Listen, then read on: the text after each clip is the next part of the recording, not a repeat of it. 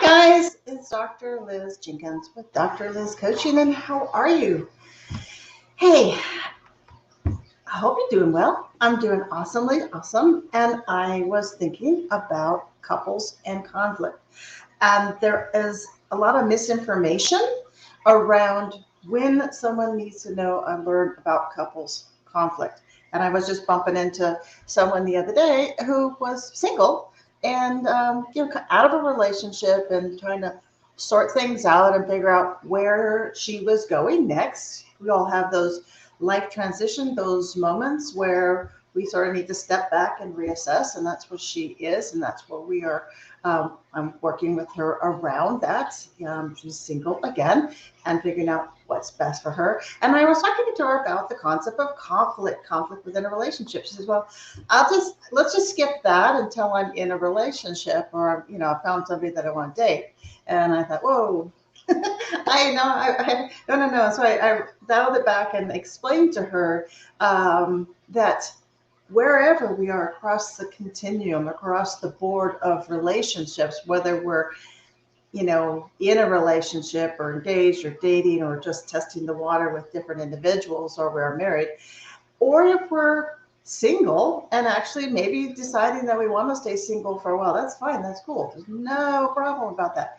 But we do need to understand, at least in my head, we need to understand conflict and what that looks like, how we show up, because it's just not in our relationships, our romantic or intimate relationships. It most certainly shows up in our interactions with other people in our lives and at work. So I want you to be the masters of yourself and really understand the concept of conflict and what the different types are, and then really deep dive and know your style. And then we can practice that. We can work on that without you having to be in a relationship. In fact, sometimes it's easier and better. So many times, even with married or deeply committed folks, I'm working with one person of that couple because they know that they can show up differently if they have the skills. And so with those skills, they can influence and manage themselves, which ends up managing and shifting the systems and the dynamics within the relationship. So enough of me talking, right? At least talking about that. I just need you to understand the premise here. So stay tuned, stay watching, and take notes. Let me break down the 5 conflict styles that I see inside my couples, with my singles that are dating, and they're trying to find out, why am I not making it? Why is this relationship? Or they're out of a relationship, they're divorced. They're saying, I don't know. We could never get along. We could not manage or make things. And it's just like, and they start talking about other relationships. Okay, well, here it is. I hope to shed some light on it today. And then tomorrow I'll give you some more tips and strategies of how to change that up. So I said 5, right? All right. The first one is when we have criticism, judgy, where we're, and I'm going to start from us, all right? And then you can see if it shows up with you or maybe your partners. Maybe there's been, you start to think back at other relationships that you've been in where these topics. So for us, criticism, judgment, we look at what they're doing and we start picking it apart. Gosh, darn it. They asked if I needed anything at the store. I told them, and they came back with the wrong things, or they call this cleaning, or this is not a text message. This is not a text message. I told them to stay. I told them I needed them to stay in touch with me, and look, 3 words. This is ridiculous. Whatever it might be.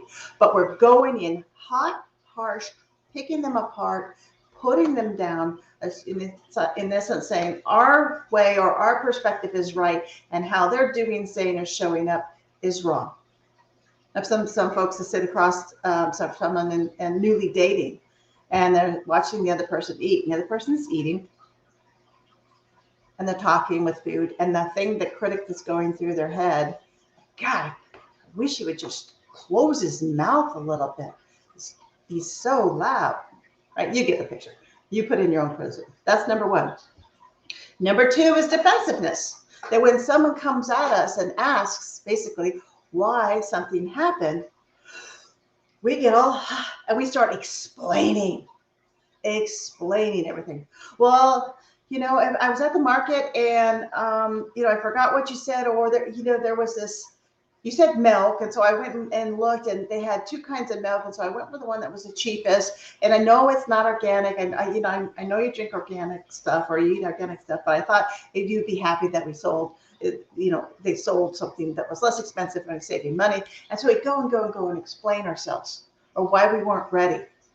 You came and I was supposed to be ready at 7, and it's still 7:15, and I'm still getting myself ready. I know, classic stereotype. That's okay. And I'm still getting myself ready to go. And they're also like, why weren't you ready earlier? Like, well, I was trying to get ready, but then the kids came in and they needed help with the TV station. And then, the babysitter didn't know how to, what temperature to put the pizza in. So I went in there and showed her how to work the stove. And so I'm explaining myself. I'm tossing shiny things out into the world, and we'll find out tomorrow how that doesn't always work for us. All right? It doesn't work for the conflict within the couple. Number 3, contempt. Woo! This one is considered by many experts, including John Gottman, the Gottmans. Contempt is the killer, the kicker of relationship conflicts. This is where you really want to be working on this. Contempt is nonverbal, verbal criticism, behavior, comments that come out of us that demonstrates our disapproval, our distaste. All right. I just crossed my arms, sighed, and shook my head. 3 contemptuous behaviors in one smooth movement is efficiency. But it's absolutely flags that I'm not happy, I'm not impressed, there's something wrong. There's sometimes that people look like this smirk. Or they look away, they look down, or they roll their eyes. And they're very much. Right. It's also tone. The tone gets louder, the pace gets faster. Well, I understand the kids needed to do this and the pizza, but certainly you should have planned that. This happens every time we want to go out to dinner, every time. And so we're getting loud there. We're getting louder, or critical, or you should have helped. And then I wouldn't be running late because that there's a new babysitter and you don't take very long to get ready. And see, this is a contemptuous thing. All right. So it's all jam-packed with things that are saying something without us maybe really saying it properly. And they can be even just like whatever, and people walk out. All right. Last 2, fire and ice. This is when we're elevated and we're upset. Our heart rate's up, our breathing rate's up, and many times we aren't even aware of this because we've already gone through that. In fact, just me being contemptuous gets me going right there. So many times, by the time you're entering into a real part of the conflict, you are already elevated. And that means the logical part of your brain has shut off. It's gone back to the primitive brain, that old fight, flight, or freeze. And that's literally what happens to people. They are not thinking, they are flooded.